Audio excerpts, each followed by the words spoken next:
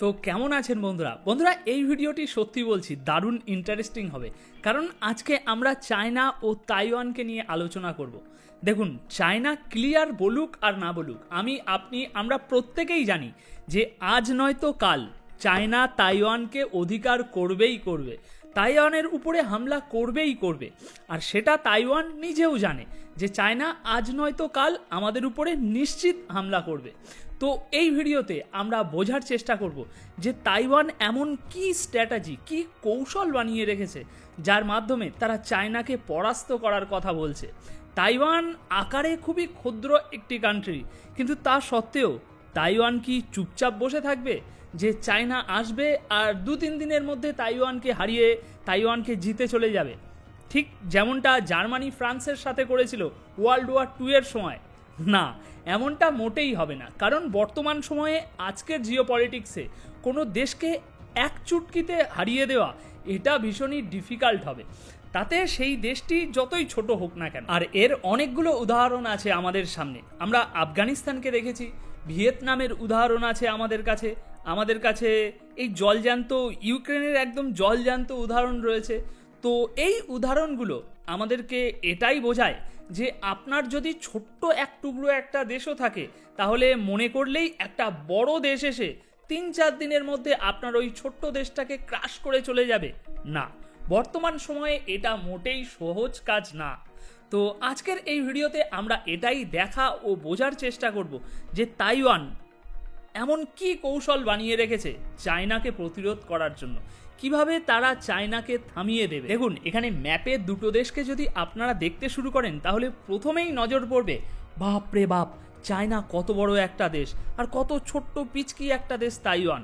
এখন যদি দুটো দেশকে একে অপরের সাথে তুলনা করা হয়, তাহলে চায়নার নেভি, চায়নার মিলিটারি, চায়নার এয়ার পাওয়ার, চায়নার ইকোনমি, সমস্ত কিছুতেই চায়না তাইওয়ানের থেকে অনেক বড়। এতটাই বড় যে দুই দেশকে একে অপরের সাথে কম্পেয়ার করার কোনো মানেই হয় না। কিন্তু বন্ধুরা, এর মানে কিন্তু এটা মোটেই নয় যে চায়না কাল তাইওয়ানে যাবে আর এক চুটকিতে তাকে জিতে নিয়ে চলে আসবে। এখানে এই ম্যাপের দিকে দেখুন, তাইওয়ানের এই যে ওয়েস্টার্ন সাইডটা রয়েছে, এটাই হচ্ছে তাইওয়ানের সব থেকে দুর্বল দিক। কারণ এক তো এটা চায়নার একেবারে মুখোমুখি রয়েছে, তার উপরে আবার এখান থেকে চায়নার দূরত্ব ভীষণই কম। আর ম্যাপে দেখে আপনারাও মনে হবে যে হ্যাঁ, তো চায়না তো খুব ইজিলি এখানে পৌঁছে যাবে আর তাইওয়ানকে জিতে চলে আসবে। কিন্তু না বন্ধুরা, এমনটা তাইওয়ান মোটেই হতে দেবে না। তার জন্য বিশেষ কিছু কৌশল বানিয়ে রেখেছে তাইওয়ান। এখন কি সেই কৌশল, এটা বোঝার জন্য আমাদেরকে তাইওয়ানের এই জিওগ্রাফিক্যাল ম্যাপটার দিকে একটু নজর দিতে হবে। দেখুন, তাইওয়ানের এই যে পশ্চিম দিকটা, হ্যাঁ, এটা তাইওয়ানের ক্ষেত্রে খুবই দুর্বল দিক, কিন্তু এই দিকটা ইচ্ছাকৃতভাবে দুর্বল বানানো হয়েছে। তাইওয়ানের যত ইম্পর্টেন্ট সিটি আছে, প্রত্যেক সিটির এই দেশের এই পশ্চিম দিকেই অবস্থিত। আর এই সিটিগুলো বলতে পারেন তাইওয়ানের সুরক্ষা কবচের প্রথম লেয়ার। কারণ চায়না যদি তাইওয়ানকে জয় করতে আসে, তাহলে চায়নাকে তাইওয়ানের মিলিটারির সাথে লড়াই করতে হবে। চায়না তো আর তাইওয়ানের সাধারণ মানুষদের উপরে গোলা বারুদ ফেলতে পারবে না, তাহলে তো ওই ইসরায়েলের মতো গণহত্যা করার অপরাধ হয়ে যাবে, তাই না? তো সেই জন্য তাইওয়ান যত বড় বড় শহর, তাইওয়ানের জনবহুল এলাকা সব এই দিকে অবস্থান করছে, যাতে চায়না ঢুকেই কোনো রকম অ্যাকশন না নিতে পারে। কারণ এদিকে তো সব সিভিলিয়ান রয়েছে, তো সঙ্গে সঙ্গে তো অ্যাটাক করতে পারবে না। এবার দেশের দ্বিতীয় ভাগে আসে এই সবুজ রঙের এরিয়াটা। এটাই হচ্ছে তাইওয়ানের আসল শক্তি, লড়াই করার জায়গা। এই যে সবুজ রঙের জায়গাটা দেখছেন, এটা হচ্ছে তাইওয়ানের পাহাড়ি এলাকা, আর এটা দেশের পূর্ব দিকে অবস্থিত। আর এই পাহাড়ি এলাকাটা একটা বড় বাধা হয়ে দাঁড়াবে যখন চায়নার সেনাবাহিনী তাইওয়ানের মধ্যে প্রবেশ করবে তাইওয়ানকে জয় করার জন্য। আর এর মুখ্য একটা কারণ হলো, এই পাহাড়ের মধ্যেই বিভিন্ন জায়গায় এখানে তাইওয়ান তাদের মিলিটারি বেস বানিয়ে রেখেছে। বন্ধুরা, এটাই হচ্ছে সব থেকে বেশি ইন্টারেস্টিং। ভালো করে ধ্যান দিন আমি কি বলছি। ধরুন, যদি আপনি কোনো দেশকে জয় করতে চান, তাহলে প্রথমে কি করবেন? সেই দেশের মিলিটারিকে হারানোর চেষ্টা করবেন, তাই না? কারণ মিলিটারিকে একবার হারিয়ে দিলে সেই দেশটি এমনিই হেরে যাবে। যদি সেই দেশের মিলিটারি বেসের উপরে কবজা করে নেওয়া হয়, তাহলে সেই দেশটি নিজেই আত্মসমর্পণ করে দেবে। ঠিক বলছি কিনা? তো সেই জন্যই তাইওয়ানের একটা সহজ সরল সিম্পল স্ট্র্যাটেজি, তাদের সমস্ত মিলিটারি ডিফেন্স সিস্টেম তারা এই পাহাড়ের বিভিন্ন জায়গায় বাংকার বানিয়ে তার মধ্যে রেখে দিয়েছে, যাতে চায়না যখন হামলা করতে আসবে তাইওয়ানের উপরে তখন তাদের মিলিটারি বেস পর্যন্ত পৌঁছাতে বা মিলিটারি বেসগুলোকে খুঁজে সেগুলোর উপরে কবজা জমানোর আগে তাইওয়ানের যে অ্যালাইস আছে, মানে যে মিত্র দেশ আছে, তারা চলে আসবে তাইওয়ানকে সাহায্য করতে। তাইওয়ান নিজের আত্মরক্ষার জন্য দুটো কৌশল তৈরি করে রেখেছে। প্রথমত, এই পাহাড়ি অঞ্চলটা যেটা চাইনিজ সেনাবাহিনীদের সামনে একটা বিশাল বড় প্রাকৃতিক বাধা হয়ে দাঁড়াবে। তাইওয়ানের মিলিটারি খুব ইজিলি এই পাহাড়ের গোপন বাংকারগুলোতে বসে বসে চাইনিজ সেনাদের ট্যাক ট্যাক করে মারতে পারবে। এটা একটা কৌশল তো হলো। এবার এই দ্বিতীয় আত্মরক্ষার তাদের যে কৌশল সেটা হচ্ছে টিকে থাকা। দেখুন, চায়না যদি কালকে তাইওয়ানের উপরে হামলা করে দেয় তাহলে তাইওয়ানকে কিছুই না, শুধু কিছুটা সময় টিকে থাকতে হবে, আত্মসমর্পণ না করে যেভাবে হোক একটু সারভাইভ করে নিতে হবে, যত সময় না তাদের মিত্ররা সেখানে এসে পৌঁছায় তাদেরকে সাহায্য করার জন্য। দেখুন, এই ম্যাপটার মাধ্যমে বুঝুন, যদি চায়না তাইওয়ানের উপরে হামলা করে দেয় তাহলে মাত্র 1 থেকে 2 দিন যদি চায়নাকে ঠেকিয়ে রাখতে পারে তাইওয়ান, আত্মসমর্পণ না করে যদি টিকে থাকতে পারে, তাহলে ওখান থেকে কিছুটা দূরেই এই নিচে জাপান রয়েছে। জাপান খুবই ভালো মিত্র তাইওয়ানের। এছাড়া তাইওয়ানের সবথেকে বড় বন্ধু আমেরিকা, সেও এখানে এসে যাবে। আর তখন এই 3 দেশের সেনা মিলে চাইনিজ সেনাদেরকে খুব ভালো মতো জবাব দিতে পারবে। সুতরাং এটাই হচ্ছে তাদের প্রধান কৌশল, যে চায়না যখন হামলা করবে তখন যেভাবে হোক 2 থেকে 3 দিন ঠেকিয়ে রাখতে হবে, আত্মসমর্পণ না করে নিজেরা টিকে থাকতে হবে, যত সময় না তাদের মিত্ররা এসে পৌঁছাচ্ছে তাদেরকে সাহায্য করতে। তো এই হচ্ছে একদম সহজ সরল তাইওয়ানের আত্মরক্ষার কৌশল। এবার এরপরে যে প্রশ্নটা আসে যে তাহলে চায়না কি হাল ছেড়ে দেবে, নাকি চায়না এর বিপরীত কোনো কৌশল কিছু ভেবে রেখেছে, বানাচ্ছে? তো দেখুন, 2022-এ তাইওয়ানের এই কৌশলটি অকেজো করার জন্য চায়না তার মতো করে একটি কৌশল তৈরি করেছিল। 2022-এ চায়না বিশাল বড় একটা মিলিটারি এক্সারসাইজ করে।